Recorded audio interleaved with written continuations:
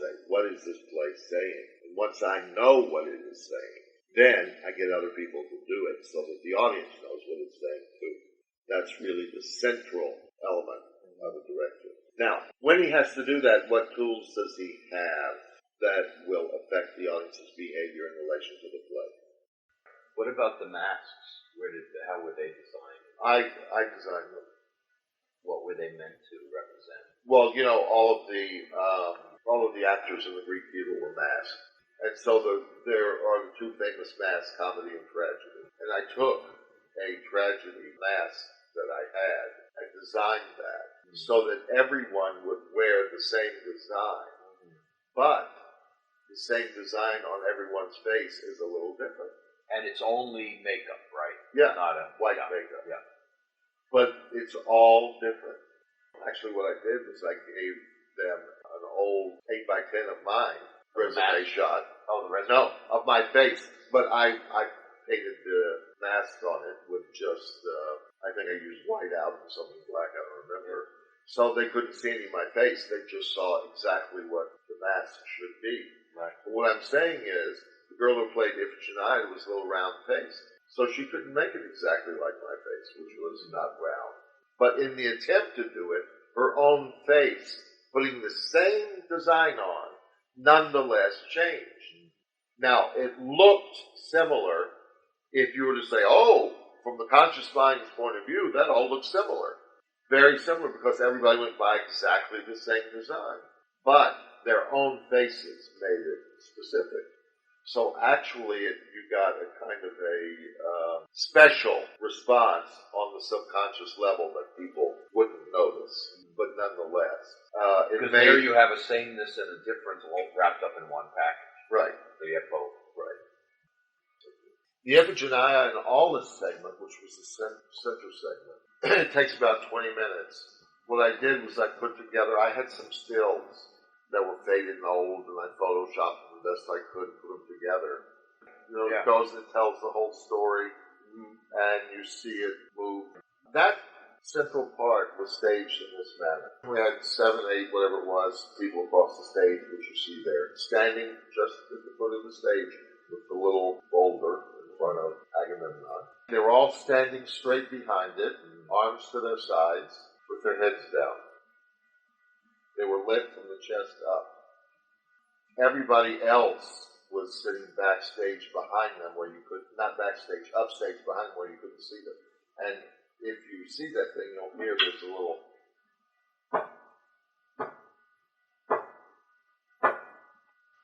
as the action starts and when it starts to intensify. And I had the people upstage hitting the floor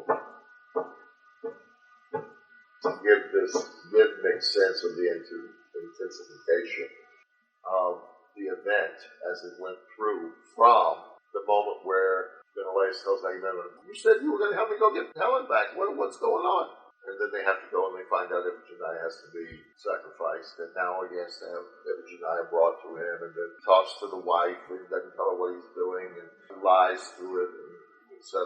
And finally Iphigenia has a big speech where she finds out what has happened. It's supposed to happen. She says, oh, Father, don't kill me. And he hears all of these entreaties.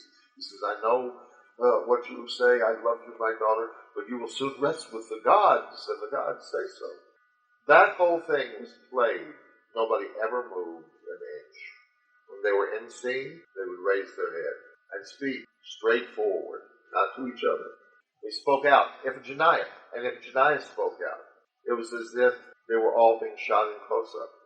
And that made the focus go only to that person who was speaking. And when they left the scene, I'm now going to see what's happening around here. The wife says, she didn't say it like that. That's all she would do. She'd lower her head and now she's out of scene. So was that for the entire play?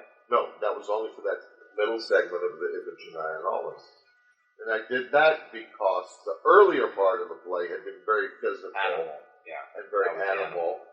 And very, the whole first element, all the actors were just in a big pile on the stage, and there was all of this sound of thunder and lightning and all this kind of thing of the creation of the earth. And then out of it, they came moving out of it almost a dance piece, like a primordial ooze. And that went into them all sitting around Sterno on the stage as a fire and telling each other the tale of what happened with Thyestes and cutting up the fingers and putting them in children and putting them in and feeding to the father and all of that business. And so that was told in a very primitive, almost animal way. So now I wanted in this segment to bring it forward into a different conception of what the human being is becoming, where it's somebody who has to think in things and still is pushed by animal reflexes and so forth, and animal needs, emotion, and all of that kind of thing. And I wanted all of that, which is very, very personal, to be close-ups. I didn't want people entering and leaving and all of that business. I wanted them only seen in close-ups. And so that's how I did it. So all of those scenes with the two characters just done, no one moves from the line. They stay in their place in line and they just deliver it out. And the other person answers it. Looking out. Yeah. Word. And like anyone who's not in the scene has their head down. So yes. If it's a two. And they say, now we'll go see Colchis, and he will tell us what the gods say. Colchis says, the meaning is this: your daughter will have to be whatever. He would just raise his head and say that. Nothing done with lighting there. No. Just all they did was raise their heads. Yeah. And what it actually worked was close-ups. That's doing close-ups. And it's all close-ups. So what that does, it makes it very personal. And it was compelling. But the point I'm making is, that way of staging that was because I wanted to pull them in, not to these animals becoming human, who are not individuals, in a sense, or this mass. That's what the whole thing at first was, kind of coming up out of the ooze and seeing, not individuals. But now when it gets to material which is dealing with individual responsibility for action and its consequences, that I wanted people to be seen.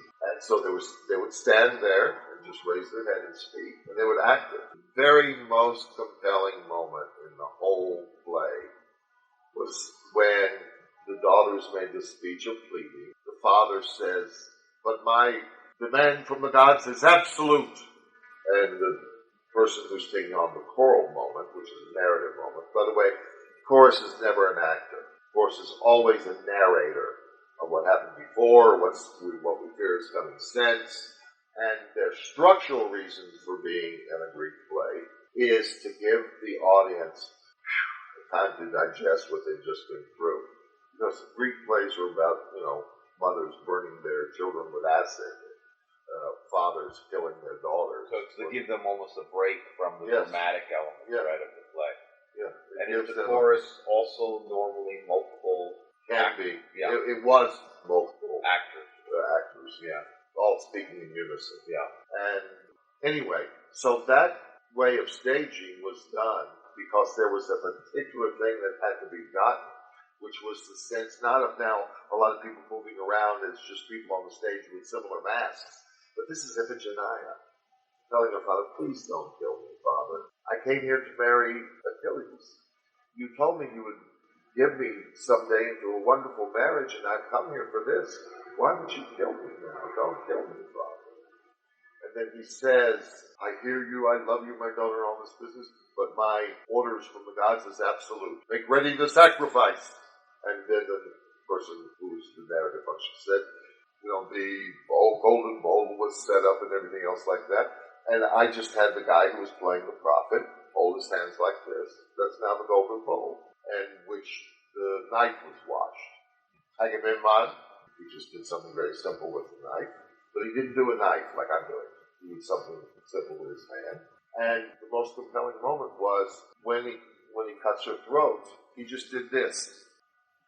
And Iphigenia was standing there like this, and she had a string with a red piece of ribbon that was started over here and then come out, and her hands were behind her like she was tied, and she would pull the ribbon, and when he did this, a red line would go across her throat, and it was shocking. It was wonderfully compelling. You had red ribbon that was hidden down the... Yeah, it was hidden. She had on a black sweatshirt. Okay. It was on a string. Yeah. Meaning attached to a string. Yeah. The ribbon was attached to a string on both ends. Right. And it was over here. the red part. The red string was kind of down here, which she had hidden under the thing. But when she pulled it behind her, right back. She had it in, across, and down the other arm. So when she's here, she's sitting here like this, and she just pulls the string. And when she did, the red ribbon would come across. And is it coming from? No, from this shoulder across. The string went up one arm, across. I see. And So down. it would make it come this way. Yeah. Show it. Yeah. So he's doing this, and at the same rhythm. I don't know how it got into the same rhythm, but it was always the same rhythm. Except that I told them both do it slowly and deliberately, and it went right across, and people gasped because how could it happen? I wanted them to have this feeling viscerally that he killed her, not the understanding. Oh, and then he killed her. And when you saw that, there wasn't, oh, that's an interesting way, wasn't that? It just pulled you in because it has that metaphorical quality in that it's not literal, and therefore it represents. And it was like she was dead. And then the girl, when she pulled it across, let out this blood-curdling scream. And then would she just drop her No, head as she kept stood? she kept it back.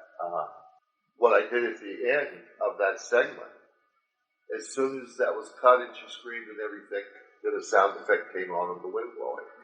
So the gods were true. The wind started blowing. She sacrificed for the wind, and so the wind started blowing. And the husband says, "Be happy, my wife, for our daughter now lives in a better land. She lives with the gods," and so forth.